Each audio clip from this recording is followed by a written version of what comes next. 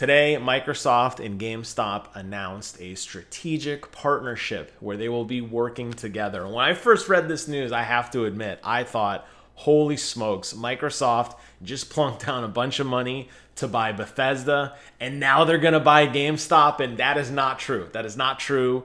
The GameStop employees will still be GameStop employees. There's no buyout or anything like that. This is a strategic partnership for now. But we will see how this evolves as time has gone on. Over here on my screen, you can see that I have pulled up the official GameStop news release. And I want to talk about what's going on here, and I want to talk about why it's significant. GameStop as a whole has been hurting. This has been an incredibly tough year for GameStop. You have seen that they have laid off sheer amounts of employees. They have closed stores. The demand for games in a physical brick and mortar space has decreased greatly. Where GameStop had a significant problem, and this is my own opinion at this point. From here on, I want to talk about my opinion, then we'll get back into the fact portion. But the opinion portion of it, what I'm telling you, I have not felt like a valued customer to GameStop. They charge me for shipping is something I don't like. Their overall corporate policy to me seems incredibly predatory. There are times that I have bought things from them and tried to return them, unable to get my money back. Instead, I was getting store credit, but only for that store. If I wanted to trade in a product, it was better to get a store credit than straight cash out. It just didn't necessarily resonate well with me, and I just took my money elsewhere.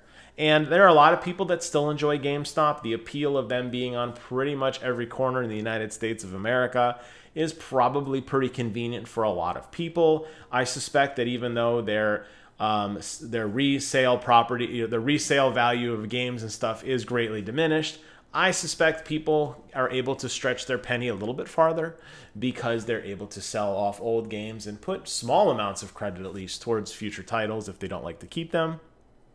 So they do serve a purpose, okay? I'm not like saying GameStop is the worst company in the world. But one thing I think we can collectively agree upon, whether you like GameStop or if you're in my situation, not a huge fan, their online site sucks. I mean, really sucks. Very often I will see deals posted online of them selling collectibles, whether it be figures, stuff that they've liquidated over from ThinkGeek, old collector editions, anything like that, gaming tchotchkes, we'll call them. And you can never find them on their site. They're always out of inventory on their site. It will say check local store. It doesn't serve much of a practical purpose to have an online storefront if your online storefront doesn't tell you what the store has, okay? So GameStop was really in trouble, in my opinion, on just how they managed what they had. Their inventory tracking, their online store just was very, very poor. And, you know, look no further than what happened with PS5 and with Xbox Series S or Xbox Series X, where you saw the store putting people in virtual queues, telling them they didn't have permission to enter after they finally got to the front. It was a total disaster. So it's probably a good thing that GameStop reached out, or Microsoft reached out, and they have come to a strategic partnership. And what this strategic partnership is largely going to entail is enterprise and commercial elements. In other words, I'm talking the back end stuff. I'm talking inventory management. I am talking how they do online transactions. That's where Microsoft's computing power is going to come into play. This is not a rebranding of the Microsoft Store yet, although it could be at some point. You never know. Even though this isn't people going to be wearing, this isn't GameStop employees or something going to be wearing Microsoft shirts or Microsoft hats or really peddling Microsoft products over the competition with PlayStation or over the competition against Nintendo. This is going to be something that Microsoft is going to kind of help from an enterprise perspective.